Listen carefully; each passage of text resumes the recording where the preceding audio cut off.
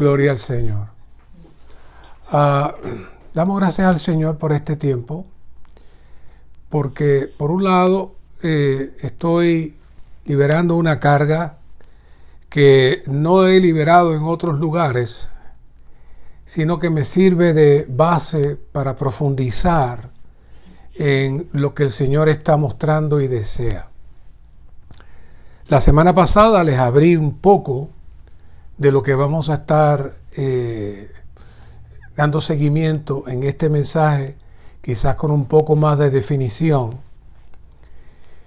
Y es que específicamente con el nuevo alimento matutino que viene, esta base les va a ayudar mucho para poder entender ese nuevo alimento matutino, y luego les voy a decir por qué. Así que el título de este mensaje es Comprendiendo la tercera caída del hombre. Y la primera caída, muchos de estos puntos ya lo sabemos, pero necesitamos repasar echando la base. La primera caída, el hombre y su compañera cometen un error grande. Usa su mente participando del árbol del conocimiento para responder a Satanás, amortece su espíritu, contamina su alma, y esto produce el viejo hombre y entra la vieja creación. Dicho en un par de oraciones, pero esto transformó el universo completo y cambió completamente el plan y la estructura de Dios para él cumplir su propósito y su deseo. Así que la nota de Génesis 3:2 dice: en la primera caída, el hombre no ejercitó su espíritu. En el proceso de su caída, el hombre fracasó al no usar su espíritu para contactar a Dios, con lo cual pasó por alto a Dios y lo rechazó. En lugar de ello, el hombre ejercitó su alma al razonar con la serpiente en su mente, al desear el árbol del conocimiento con su parte emotiva y decidir con su voluntad tomar el fruto y comerlo. Ya hemos hablado de que estos son símbolos.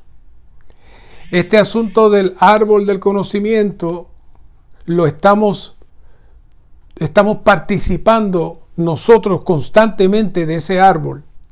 Aunque no vemos el árbol, estamos participando de ese árbol.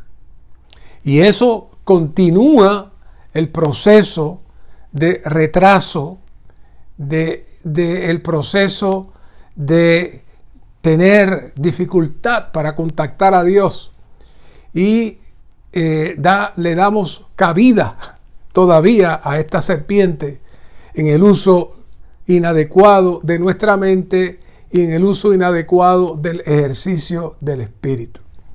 Pero esa era la primera caída. Ese no es nuestro tema central. En otros momentos, en el pasado, entramos en más detalles en esta línea, pero quiero lanzar esta base para movernos entonces a la segunda caída. La segunda caída, que no es el tema central tampoco, pero quiero moverme en esa misma línea, fue la caída de Caín. Y vimos el proceso de la caída de Caín, en donde el ministerio define que Caín rechazó el camino fijado por Dios, que consiste en tomar a Cristo como justicia de Dios que nos cubre. Y Caín trató de producir algo con su propio esfuerzo humano para agradar a Dios, sin entender la profundidad del sacrificio y de la ofrenda. Así que eso produjo un esfuerzo humano para agradar a Dios, y eso tiene un nombre. Eso se llama religión. Así que el primer religioso que intentó agradar a Dios con su esfuerzo fue Caín. Y eso fue un insulto a Dios y Dios lo rechazó. Cuando miramos el asunto de Caín y Abel de una manera natural, decimos que Dios fue injusto, pero Dios quería establecer un punto de que hay una manera apropiada para acercarse a Él y para adorarle a Él. Claro, sobre este punto hablaremos más adelante, no hoy, porque podemos ver la diferencia entre lo que es la realidad y lo que es la vanidad, que va a ser nuestro tema futuro con más detalle.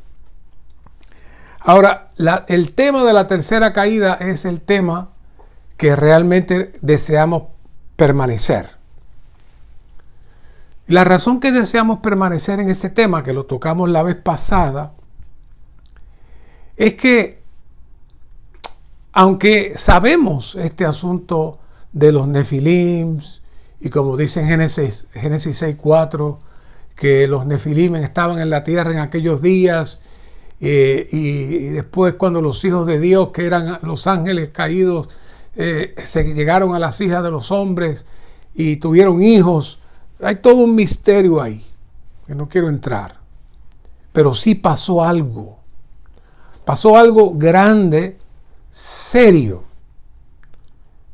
que necesitamos considerar, porque aunque hasta ahora hemos visto ese evento lejano a nosotros, ese evento está activo y moviéndose entre nosotros de una manera muy, pero que muy seria. En el estudio Vida de Génesis, quiero leerle algunos párrafos del estudio Vida de Génesis, mensaje 27. La Biblia relata que durante la tercera caída, el hombre se hizo carne. Fíjense que primero el hombre amorteció su espíritu. Segundo, utilizó su alma, se convirtió en el yo, se produjo la vieja creación, pero en la tercera caída ocurrió algo más profundo, más serio. El hombre se hizo carne. Estaba lleno de lujuria. Los hombres se encontraban en esa condición, por tanto, abrieron la puerta a los ángeles caídos. Y estos entonces entraron. Vea qué buena definición da el ministerio ahí. Por causa de la lujuria que comenzó a producirse en el hombre, ellos abrieron la puerta y ellos entraron. En ese momento el hombre no solo tenía al diablo en su naturaleza maligna, y no solo tenía al diablo en su alma. Ahora, dice el ministerio, sino que algunos hombres fueron poseídos por los ángeles caídos, los cuales usaron sus cuerpos para contraer matrimonios ilícitos y producir un linaje mezclado. Presten atención a ese punto, producir un linaje mezclado. Esta fue la peor maldad a los ojos de Dios y Él no podía tolerarla.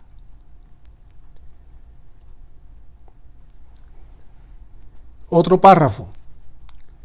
Ya vimos que la primera causa de la tercera caída del hombre fue la mezcla de los espíritus malignos con la humanidad.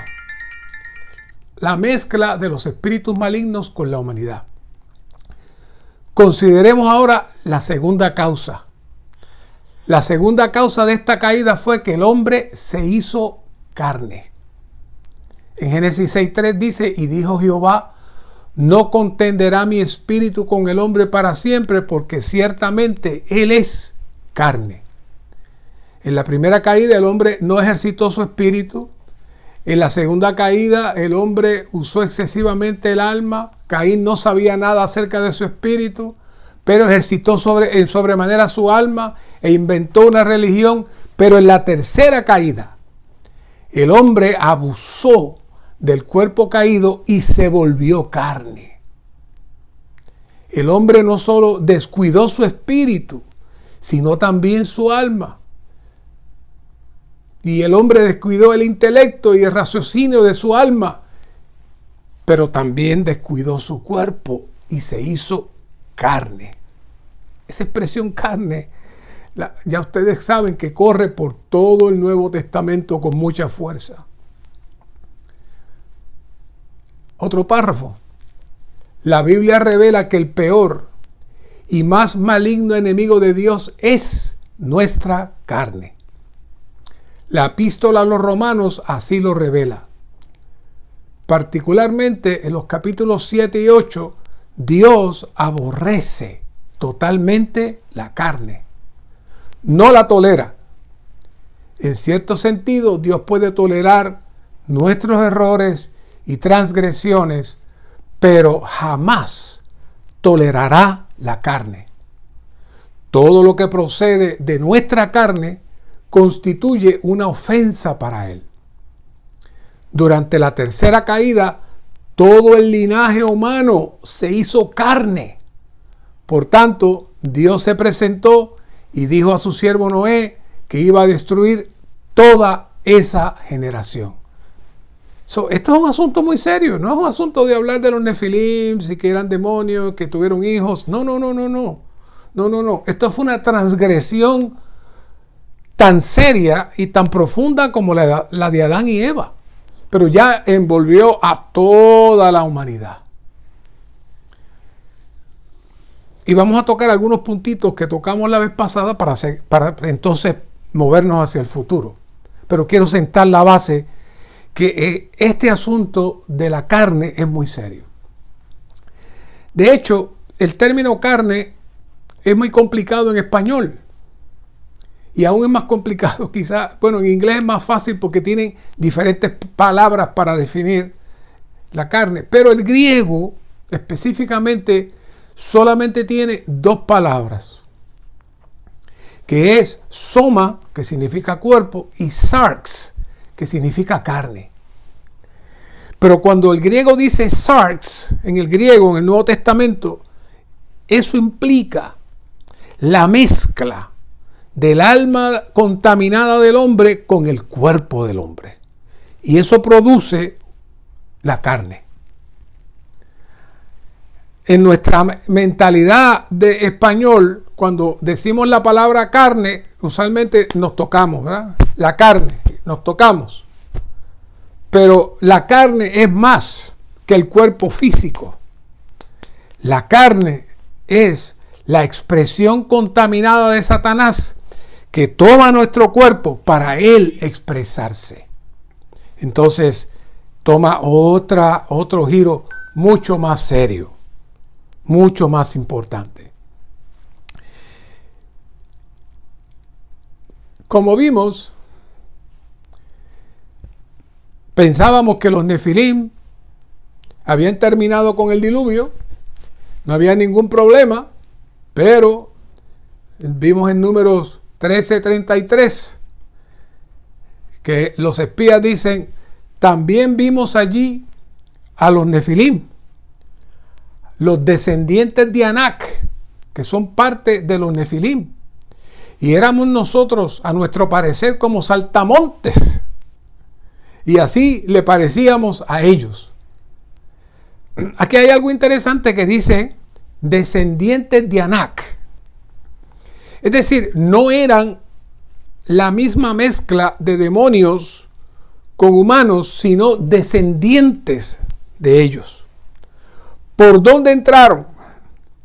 Obviamente tuvieron que haber entrado dentro de la descendencia misma de los hijos de Noé, la familia de Noé. Uno de ellos, por alguna razón, tenía eso. Y de momento se manifestó. Esa tribu de los anaseos, que nace de Anak, dice la Biblia que Anak era el hombre más grande y más alto que existía entre todos los anaseos que habían salido de él, y era muy respetado, muy temido, y dice que hubo paz, porque nadie se atrevía a entrar ahí. Salieron. La evolución de los nefilim entró ahora a los anaseos.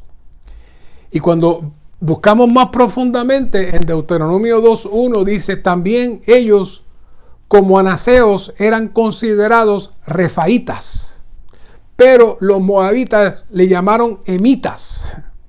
Es decir, lo que vemos es un proceso de cambio y de evolución de este género diabólico que se va moviendo y se va incursionando en la sociedad. Deuteronomio 2:10 dice, los emitas habitaron allí antes, pueblo grande y numeroso, tan alto como los anaseos. O sea, ya están separando los emitas de los anaseos. Es decir, que hay un proceso de cambio y de evolución. Anaseos, refaitas, emitas, pero todos tienen la misma constitución y herencia de los nefilim. Ahora, aquí en Josué 11:22 trae algo muy curioso que hay que prestarle atención.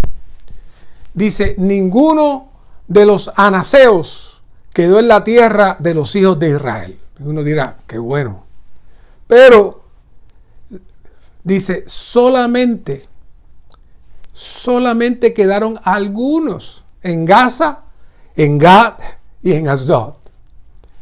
Bueno, si el diluvio no pudo terminar con ellos, imagínense con los algunos que quedaron por ahí escondidos y ellos no pudieron encontrarlos. Muy serio eso, muy serio.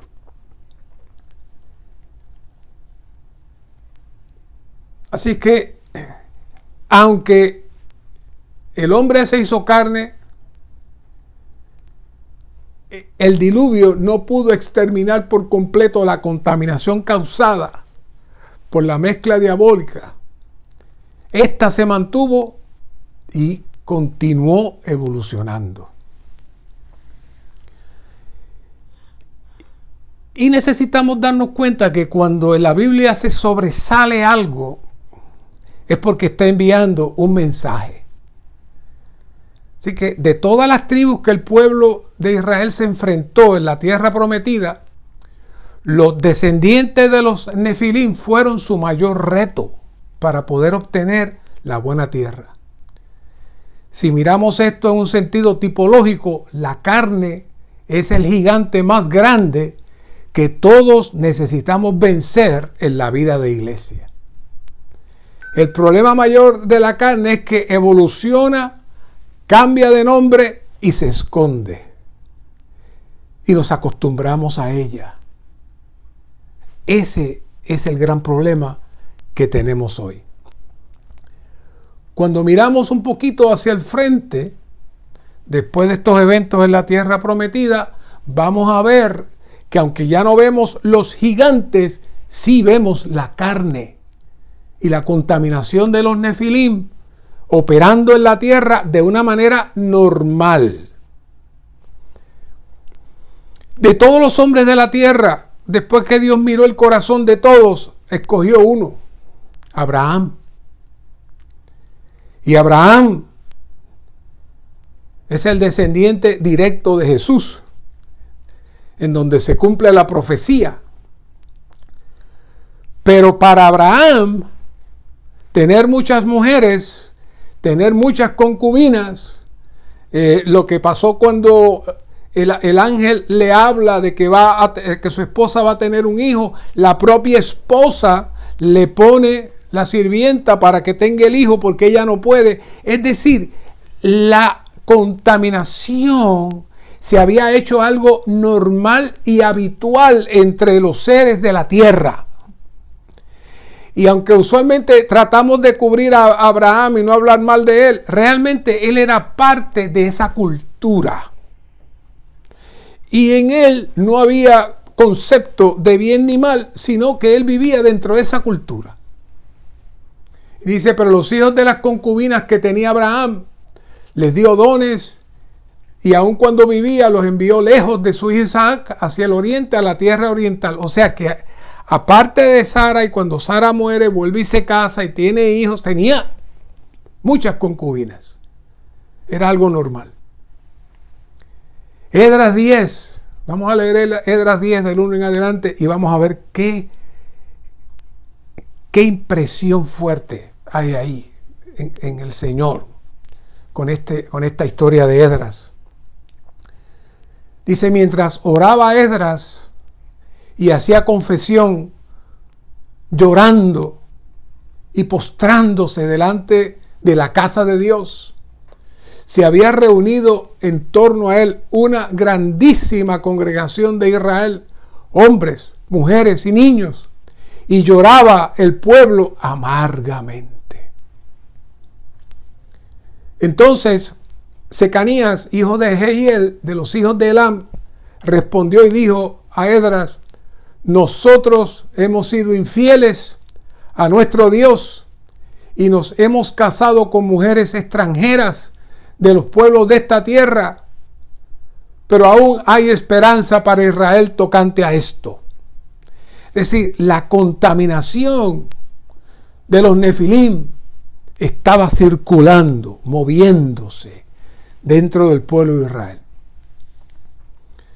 Ahora pues, hagamos pacto con nuestro Dios de despedir a todas las mujeres y a los nacidos de ellas, según el consejo de mi Señor y de los que tiemblan ante el mandamiento de nuestro Dios, y hágase conforme a la ley.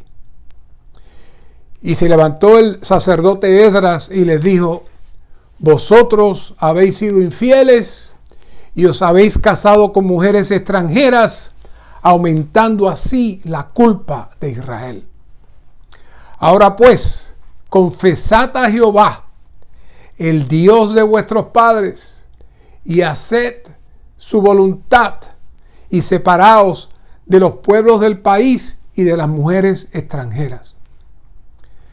Se hallaron entre los hijos de los sacerdotes que se habían casado con mujeres extranjeras, algunos de los hijos de Jesúa, hijo de Josadac, y de sus hermanos Maasías, Eliezer, Jarib y Gedalías. Y levantaron su mano en promesa de que despedirían a sus mujeres, y por ser culpables ofrecieron un carnero del rebaño por su culpa. ¿Qué fue eso? El pueblo se había contaminado completamente.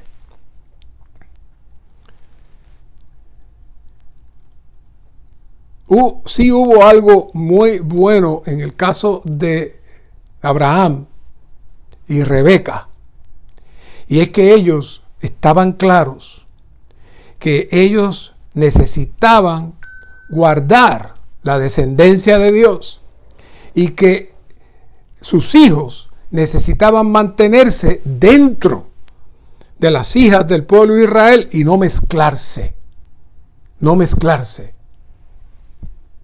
Eso estuvo claro en ellos.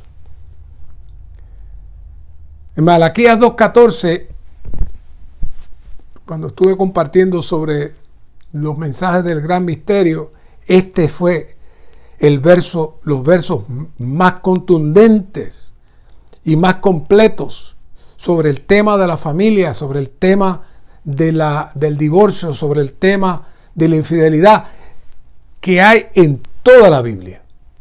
Pero lo vuelvo a traer porque nos muestra otra vez la misma condición. Malaquías 2:14 dice, mas decís, ¿por qué? Porque Jehová ha sido testigo entre ti y la mujer de tu juventud. Es decir, que cuando se une una pareja, en este caso un sacerdote y su esposa, Dios es testigo. Hay muchos detallitos aquí. Contra la cual has sido pérfido. Pérfido significa infiel. Siendo ella tu compañera y la mujer de tu pacto. Esa expresión de tu pacto nos habla de que cuando ellos se unían, sí hacían un pacto que no podía romperse. Pero vean este versículo.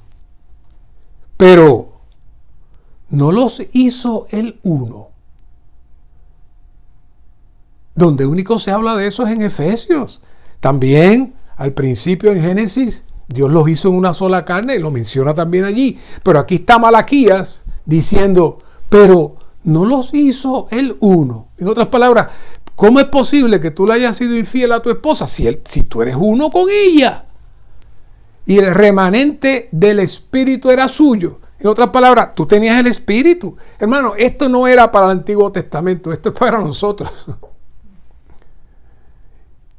¿Y por qué uno? Él buscaba la descendencia de Dios. Es decir, el propósito de su matrimonio es para la descendencia de Dios. Y tú fuiste infiel con ella. Y fíjense cómo le dice, prestad atención pues a vuestro espíritu. ¿No es esto un versículo del Nuevo Testamento? Y no seáis pérfidos o infieles con la mujer de vuestra juventud. Y vea el 16, porque aborrezco el divorcio, dice Jehová, el Dios de Israel, y el que lo hace se conduce con violencia. Y explicábamos en los mensajes que ahí implica como si usted como si usted arrancara un brazo de su cuerpo porque no quiere más ese brazo y se lo corta. Ese es el tipo de violencia que está hablando el profeta cuando ocurre el divorcio. Hay una ruptura del cuerpo porque eran uno y de momento se rompió la ruptura y violentó la unidad de Dios. Prestad, y vuelve y dice, prestad atención pues a vuestro espíritu y no obréis pérfidamente. ¿No les parece estos versículos una cosa espectacular? Lo son. Pero ¿cuál es la carga aquí? La carga que estamos viendo es la evolución de la contaminación. Los sacerdotes teniendo relaciones sexuales fuera de su matrimonio y ministrando a Dios contaminados. ¿De dónde sale eso? Esa es la evolución de la carne inyectada por los nefilim. La mayor meta de Satanás hoy es activar la carne de cada uno de nosotros. Si se activa la carne, los demonios tendrán cabida en nuestra alma y en nuestro cuerpo. Y eso es serio. Eso es serio.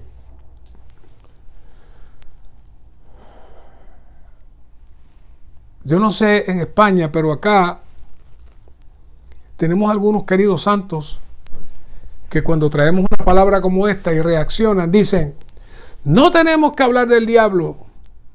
El diablo está vencido. Cristo lo venció en la cruz. No tenemos que preocuparnos de nada. Bueno, si no tuviéramos que preocuparnos de nada, realmente no habría problemas en la iglesia.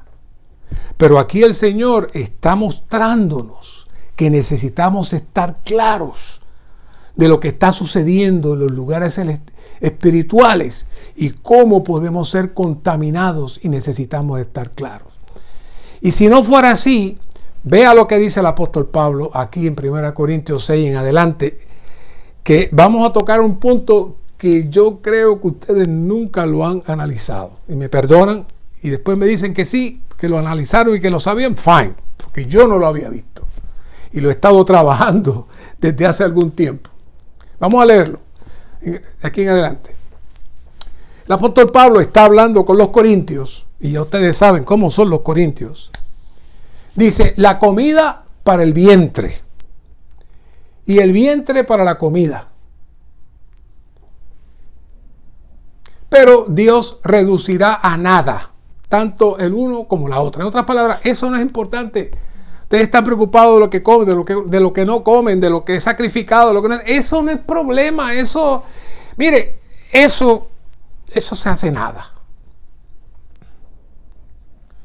Pero el cuerpo no es para la fornicación. Ahí está otra vez Pablo. Sino para el Señor.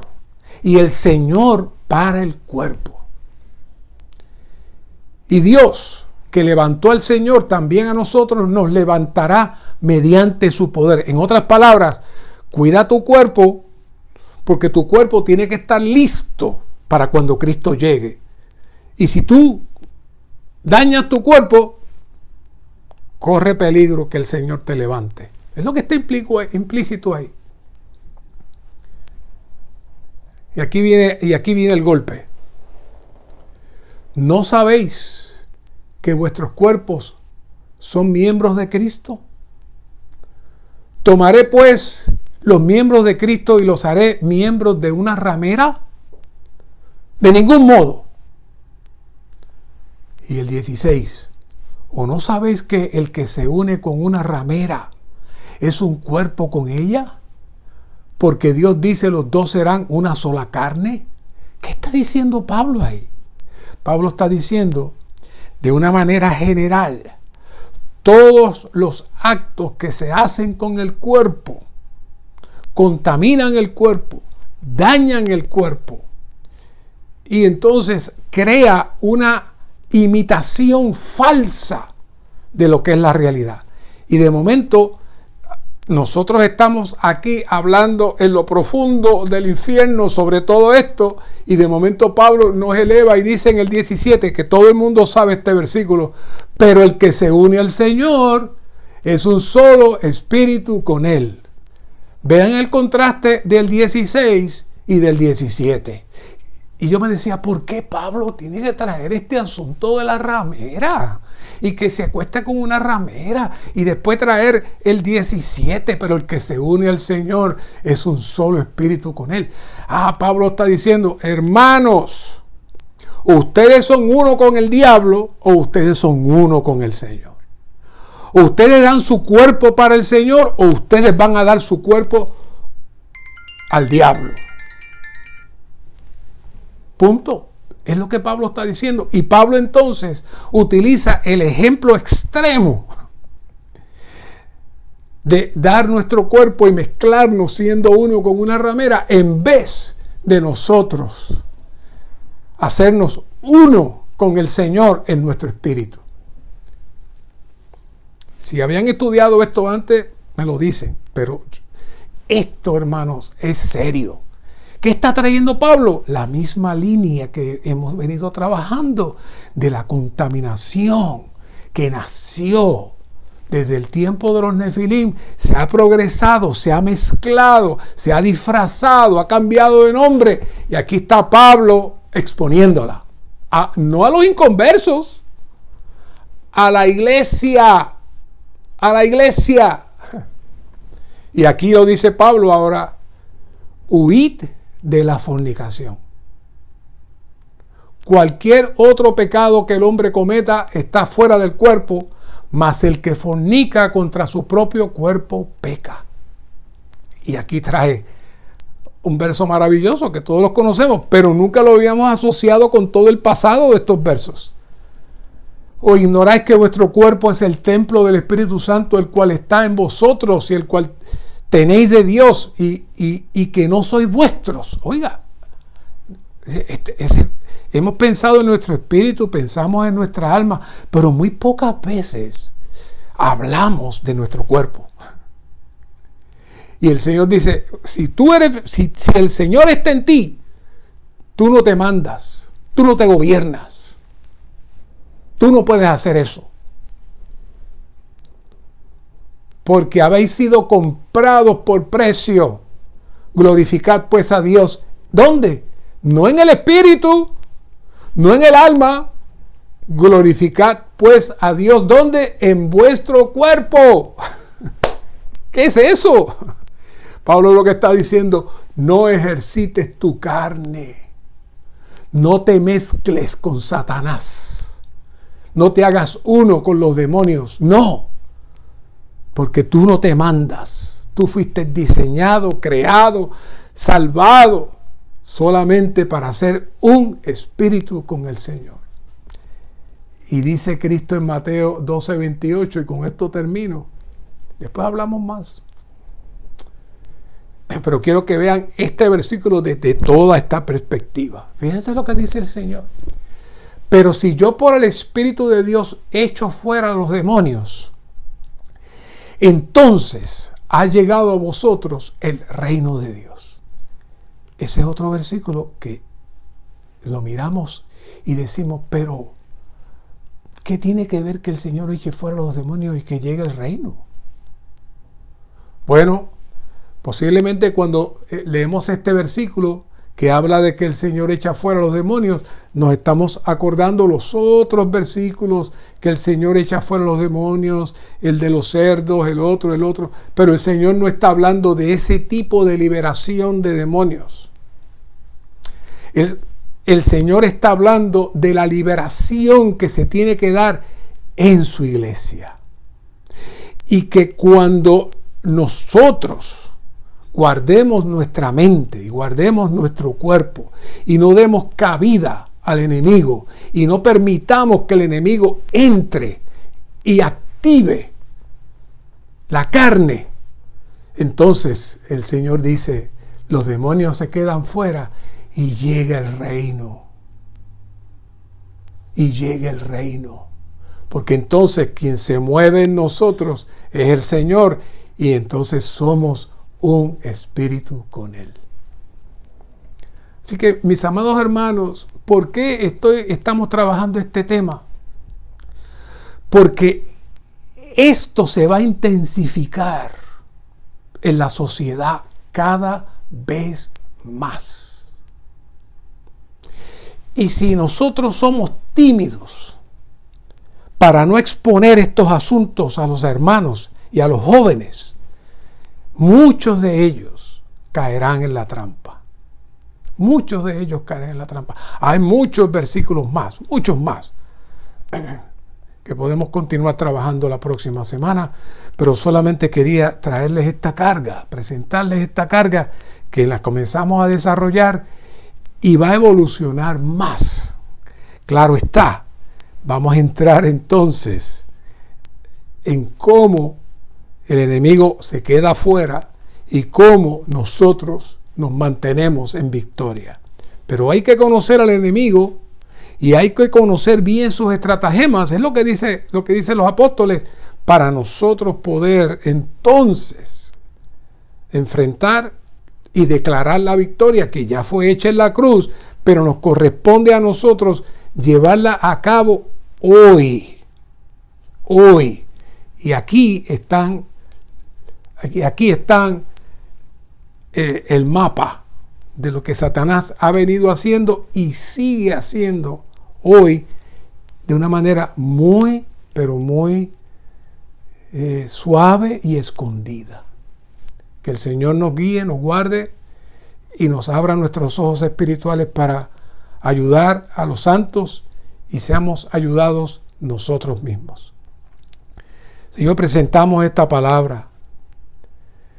Permite que los santos puedan digerirla y puedan ser alumbrados de tal manera que ellos puedan bendecir, ayudar y guiar a los santos.